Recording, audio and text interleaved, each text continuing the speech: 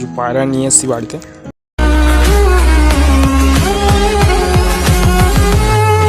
তো হ্যালো বন্ধুরা, কেমন আছো? আশা করি সবাই ভালো আছো। তো বন্ধুরা, কিছু পায়রা নিয়ে এসেছি বাড়িতে। দেখুন,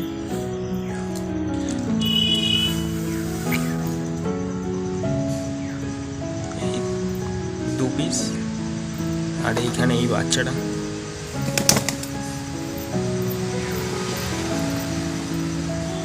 এই কালো পায়রা দুটো আমার ঘরেই ছিল, আর এই তিনটে নতুন এনেছি।